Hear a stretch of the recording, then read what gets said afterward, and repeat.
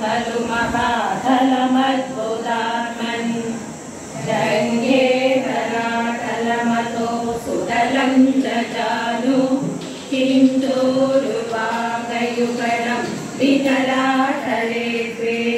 शोणीतलं जगनमम्बरमङ्कनाभिः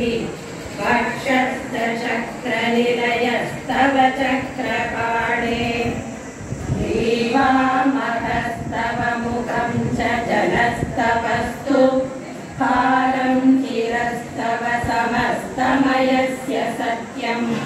एवं जगन्मयतनो जगदाश्रितैरपि अन्यैर्निबद्धवपुषे भगवन् नमस्ते त्वद्ब्रह्मरन्ध्रपदमीश्वर विश्वगन्ध छन्दांसि केशवगना तव केशपाशाः उल्लासि चिल्लियुगलं त्रिगुणस्य गेहम् कक्ष्माणि रात्रिदिवसो सविता च नेत्रे निःशेष विश्वरचना च कटाक्षमोक्षः कर्णौ दिशो अश्वियुगलं तव नासिके त्वे नो भद्रवे च भगवन् अधरोत्तरोष्टौ तारागणाच रचना समनश्च दंष्ट्रा मायाविलासहसितं श्वसितं समीरो जिह्वा जलं वचनमीश कुन्तपङ्क्तिः सिद्धादयः स्वरगणा मुगरन्ध्रमग्निः देवाबुजास्तनयुगं भवधर्मदेवः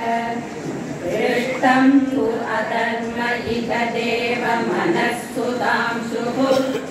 अव्यक्तमेव हृदयाम्बुजमम्बुजाक्ष पुष्यैः समुद्रनिवः वसनं तु सन्ध्ये शेखः प्रजापतिरसौ वृषणौ च मित्रः शोणीस्थलं मृगगणा पदयोर्नतास्ते हस्तुष्ट्रसैन्दवमुखा गमनं तु कालः विभ्रादिवर्णभवनं वदनां च बाहु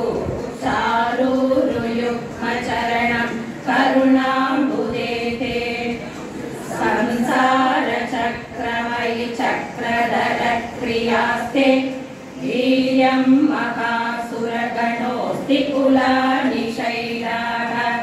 नागस्सनिः समुदयस्तरवश्चरोमजीयाहितं वपुरनिर्वशनीयमीश ईदृग्जगन्मयवपुस्तव कर्मवाजां कर्मावसानसमये स्मरणीयमाहुः तस्यान्तरात्मवपुषे विमलात्मने ते वातालयादिव नमोऽस्तु निरुन्निरोगा।